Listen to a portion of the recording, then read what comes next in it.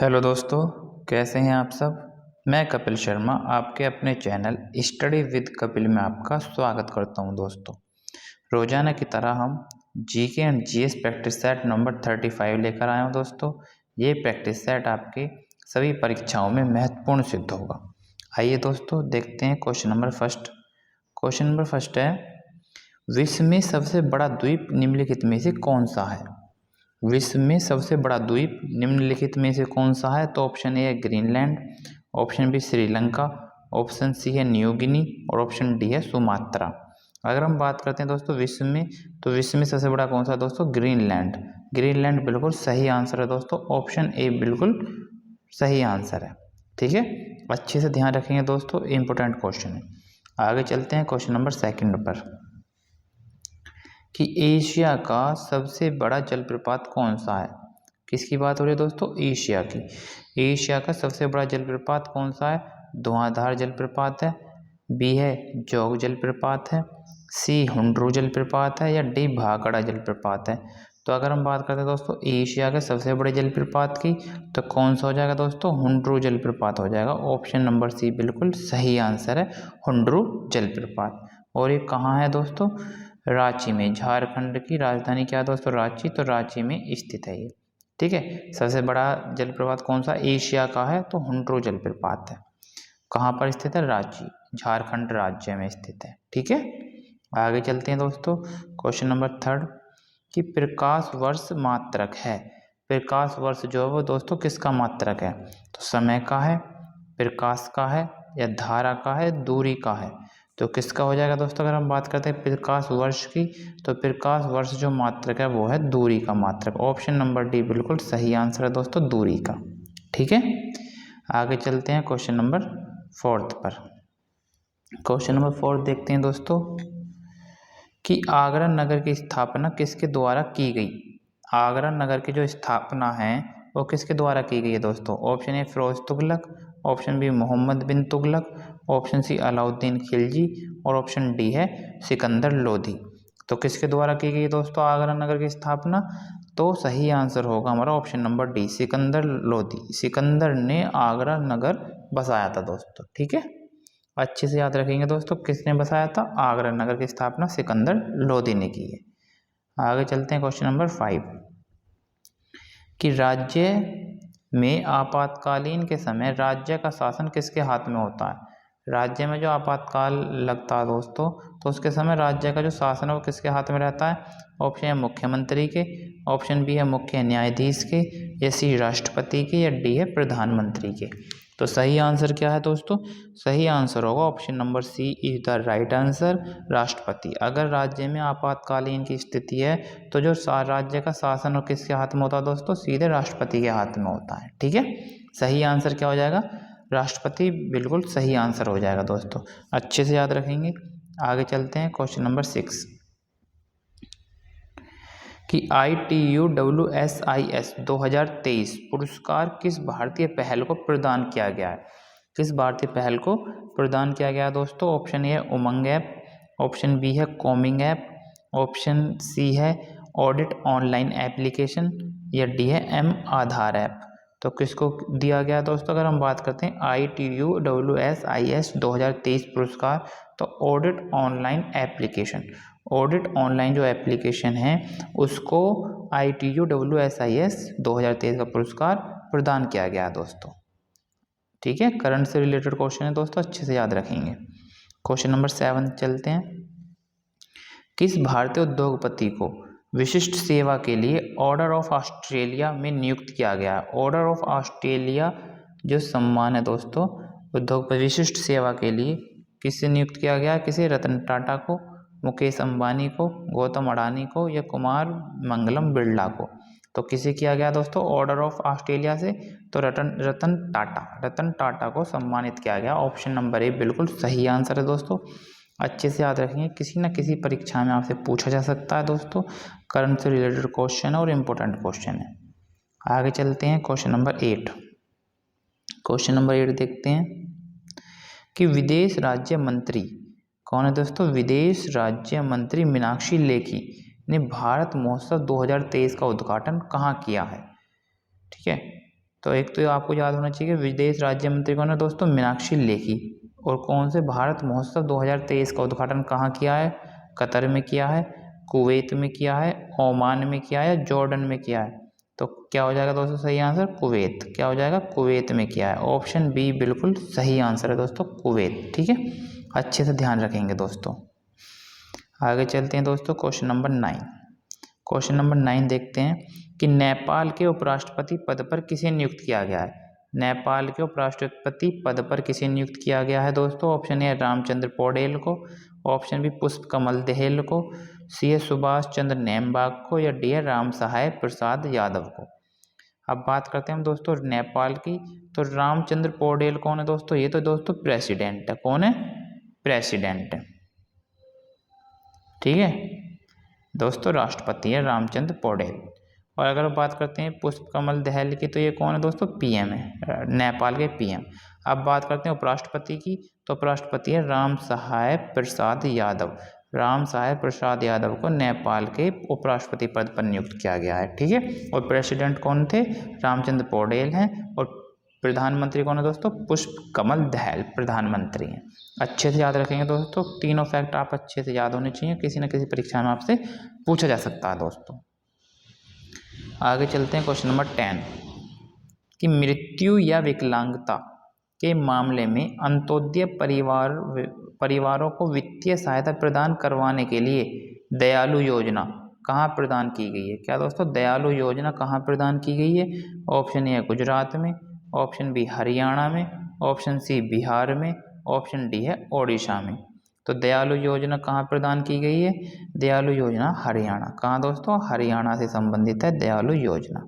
ठीक है, और अगर आपसे पूछा जा सकता है कि दयालु योजना किससे संबंधित है, तो मृत्यु या विकलांगता के मामले में अंत्योदय परिवारों को वित्तीय सहायता प्रदान करवाने से संबंधित है दोस्तों। ठीक है, कैसे भी परीक्षा में एग्जामिनर आपसे पूछ सकता है क्वेश्चन, तो सभी फैक्ट आप अच्छे से ध्यान रखेंगे दोस्तों।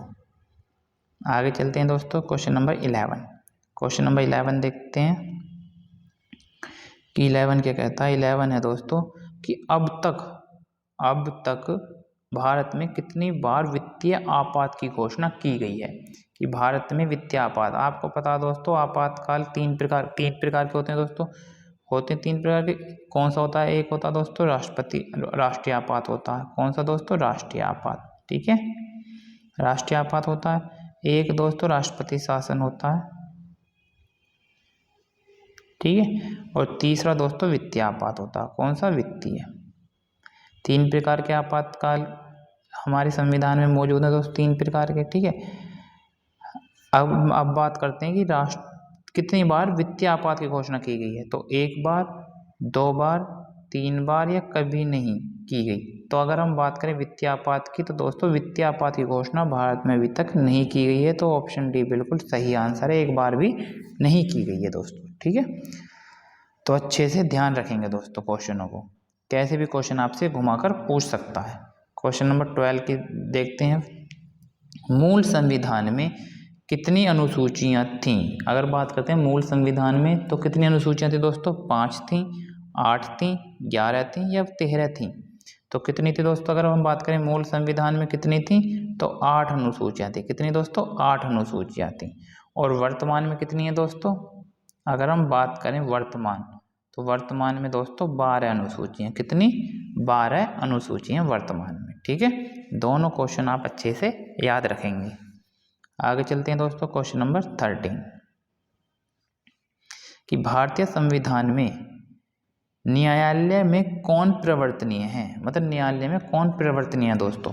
ऑप्शन ए नीति निर्देशक सिद्धांत, ऑप्शन बी मूल अधिकार, ऑप्शन सी है मूल कर्तव्य, और ऑप्शन डी है प्रस्तावना।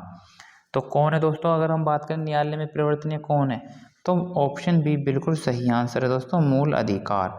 मूल अधिकारों के प्रति दोस्तों नागरिक जो है न्यायालय में अपील कर सकते हैं, प्रवर्तनीय है। ठीक है, कौन है, मूल अधिकार प्रवर्तनीय हैं। अगर आपकी बात करें नीति निर्देश सिद्धांत, मूल कर्तव्य और प्रस्तावना, ये तीनों क्या होते हैं दोस्तों, अप्रवर्तनीय होते हैं। ठीक है, ये अप्रवर्तनीय है। अच्छे से ध्यान रखेंगे दोस्तों। अगर हम बात करते हैं नीति निर्देशक सिद्धांत की, तो ये कौन से भाग में किया गया दोस्तों? भाग 4 से संबंधित है। कौन से भाग 4 से। अब भाग करते हैं मूल अधिकार की, तो भाग 3 से संबंधित कौन है? मूल अधिकार है। और बात करते हैं मूल कर्तव्य, मौलिक कर्तव्य, तो भाग 4 क में इसका वर्णन किया गया। ठीक है, अच्छे से याद रखेंगे दोस्तों, सारे फैक्ट आपके लिए इम्पोर्टेंट हैं, तो अच्छे से याद रखेंगे। नीति निर्देश सिद्धांत भाग 4 है दोस्तों, मूल अधिकार भाग 3 है, और मूल कर्तव्य या मौलिक कर्तव्य जो है वो भाग 4 क में वर्णन किया गया है इसका। ठीक है, अच्छे से याद रखेंगे दोस्तों। आगे चलते हैं क्वेश्चन नंबर 14 कि गवर्नमेंट ऑफ इंडिया एक्ट 1935 को किसने दासता का एक नया अधिकार पत्र कहा था? ठीक है दोस्तों, इंपोर्टेंट क्वेश्चन है, अच्छे से ध्यान रखना है कि गवर्नमेंट ऑफ इंडिया एक्ट 1935 को किसने दासता का एक नया अधिकार पत्र कहा था? महात्मा गांधी ने, डॉक्टर BR अम्बेडकर ने, जवाहरलाल नेहरू ने, या डॉक्टर राजेंद्र प्रसाद ने? तो सही आंसर क्या होगा दोस्तों? ऑप्शन सी बिल्कुल सही आंसर होगा, जवाहरलाल नेहरू। किसने कहा था दोस्तों? जवाहरलाल नेहरू जी ने कहा था। ठीक है, आगे चलते हैं दोस्तों क्वेश्चन नंबर 15। क्वेश्चन नंबर 15 देखते हैं कि दक्षिण भारत की सबसे ऊंची चोटी है। अगर हम बात करें दक्षिण भारत की, तो दक्षिण भारत की सबसे ऊंची चोटी कौन सी है दोस्तों? धूपगढ़ है, महेंद्रगिरी है, अनाईमुड़ी है, या दोदा बेटा है? तो कौन सी है दोस्तों? अगर बात करते हैं दक्षिण भारत की, तो सबसे बड़ी हो जाएगी अनाईमुड़ी। ऑप्शन सी बिल्कुल सही आंसर है दोस्तों, अनाईमुड़ी दक्षिण भारत की सबसे बड़ी चोटी है दोस्तों, ऊंची चोटी है, सबसे ऊंची चोटी। ठीक है, सबसे ऊंची चोटी कौन सी है? अनाईमुड़ी है। अब चलते हैं क्वेश्चन नंबर 16 कि शिक्षक दिवस प्रतिवर्ष मनाया जाता है, कि शिक्षक दिवस जो है प्रतिवर्ष कब मनाया जाता है दोस्तों? ऑप्शन ए 28 फरवरी, option B 21 April, option C 19 April, और ऑप्शन डी है 5 सितंबर। तो कब मनाया जाता है दोस्तों शिक्षक दिवस? तो 5 सितंबर को शिक्षक दिवस के रूप में प्रतिवर्ष मनाया जाता है दोस्तों। ठीक है, दिवस से संबंधित एक न क्वेश्चन दोस्तों आपको जरूर मिलेगा, इसलिए अच्छे से याद रखेंगे दिवसों को। आगे चलते हैं क्वेश्चन नंबर 17 कि जैन धर्म में पूर्ण ज्ञान के लिए क्या शब्द है? अगर हम बात करें जैन धर्म में पूर्ण ज्ञान के लिए क्या शब्द है दोस्तों? जब पूर्ण ज्ञान मिल गया था तो जैन धर्म में क्या शब्द है दोस्तों? तो रत्न है, निर्वाण है, केवल्य है, या जिन है? तो अगर आप बात करें पूर्ण ज्ञान के लिए, तो पूर्ण ज्ञान के लिए शब्द क्या है दोस्तों? केवल्य। क्या है? केवल्य पूर्ण ज्ञान के लिए प्रयोग किया जाता है दोस्तों, केवल्य। ठीक है, आगे चलते हैं क्वेश्चन नंबर 18। क्वेश्चन नंबर 18 देखते हैं दोस्तों, प्रकाश ऊर्जा को विद्युत ऊर्जा में बदलने वाले उपकरण को क्या कहते हैं? कि सौर सेल कहते हैं, डायनेमो कहते हैं, विद्युत सेल कहते हैं, प्रकाश विद्युत सेल कहते हैं। देखिए दोस्तों, बहुत इंपॉर्टेंट क्वेश्चन है, कई बार परीक्षा में पूछा जाता है कि प्रकाश ऊर्जा को विद्युत ऊर्जा में, कि प्रकाश ऊर्जा को विद्युत में कौन बदलेगा दोस्तों? सोलर, जो आपके सोलर पैनल होते हैं, सौर सेल, वही बदलता है दोस्तों। कि प्रकाश ऊर्जा लेता फिर उसको इलेक्ट्रिसिटी देता, तो विद्युत ऊर्जा में बदलता सौर सेल। ठीक है, अच्छे से ध्यान रखेंगे। अगर बात करते हैं डायनेमो, डायनेमो दोस्तों बहुत पूछा जाता है कि डायनेमो जो है दोस्तों यांत्रिक ऊर्जा जो होती है, यांत्रिक ऊर्जा को किस में बदलता है दोस्तों? विद्युत ऊर्जा में बदलता है, विद्युत ऊर्जा में। ठीक है, डायनामो अगर आपसे पूछे कि डायनामो किस में चेंज करता है दोस्तों, तो यांत्रिक ऊर्जा को विद्युत ऊर्जा में बदलता है। अच्छे से ध्यान रखेंगे दोस्तों, दोनों के दोनों क्वेश्चन कई बार परीक्षाओं में पूछे गए हैं दोस्तों। ठीक है, आशा करता हूँ वीडियो आपको अच्छी लग रही होगी दोस्तों। वीडियो अच्छी लग रही है तो लाइक, शेयर एंड सब्सक्राइब जरूर कीजिए, और कमेंट बॉक्स में कमेंट जरूर कीजिए कि वीडियो आपको कैसी लगी और कितने क्वेश्चन आपके सही जो हो पा रहे हैं प्रैक्टिस सेट में दोस्तों। ठीक है, चलते हैं हम नेक्स्ट क्वेश्चन पर कि भारत का कौन सा राज्य दुनिया में एकमात्र तैरता राष्ट्रीय उद्यान होने के लिए जाना जाता है? ठीक है, तो कौन सा दोस्तों? ऑप्शन ए नागालैंड में है, त्रिपुरा में, मिजोरम, या मणिपुर। तो कौन सा राज्य है जो दुनिया में एकमात्र तैरता राष्ट्रीय उद्यान है दोस्तों? तो मणिपुर जाना जाता है दोस्तों। कौन? मणिपुर। कौन सा है दोस्तों? केबुल लामजाओ। कौन सा? केबुल लामजाओ। ठीक है, अच्छे से याद रखेंगे। केबुल लामजाओ जो राष्ट्रीय उद्यान है वो एकमात्र तैरता राष्ट्रीय उद्यान है दोस्तों। कहाँ है? मणिपुर में है। अच्छे से ध्यान रखेंगे दोस्तों, कैसे क्वेश्चन आपसे पूछ सकता है। आगे चलते हैं दोस्तों, क्वेश्चन नंबर 20, और ये हमारी वीडियो का आज का अंतिम प्रश्न है दोस्तों। आइए देखते हैं, हिमालय की सबसे भारी या दक्षिणी भाग कहलाता है। ठीक है, कैसे भी दोस्तों ये क्वेश्चन कई प्रकार से पूछ सकता है। या तो पूछेगा आपसे हिमालय की सबसे भारी भाग क्या है, या हिमालय का सबसे दक्षिणी भाग क्या है, या हिमालय का नवीनतम भाग कौन सा है, या नवीनतम पूछ सकता है। ठीक है, नवीनतम भी पूछ सकता है, नवीनतम भाग। तो आपका सही आंसर क्या होगा दोस्तों? महान ट्रांस हिमालय है, शिवालिक श्रेणी है, जास्कर श्रेणी है, या मध्य हिमालय है। तो कैसे भी आपसे क्वेश्चन पूछ सकता है, चाहे आपसे भारी भाग पूछे या दक्षिणी भाग पूछे या नवीनतम भाग पूछे। तो क्या होगा दोस्तों आंसर? शिवालिक। क्या होगा? शिवालिक श्रेणी जो है हिमालय की नवीनतम श्रेणी में है, और भारी और दक्षिणी भाग भी शिवालिक की श्रेणी जानी जाती है दोस्तों। ठीक है, आशा करता हूँ वीडियो आपको अच्छी लगी होगी। वीडियो अच्छी लगे तो लाइक, शेयर और सब्सक्राइब दोस्तों ज़रूर कीजिए। ऐसी वीडियो के साथ में आपको रोज़ाना दोस्तों मिलता रहूँगा। मिलते हैं नेक्स्ट वीडियो में। धन्यवाद।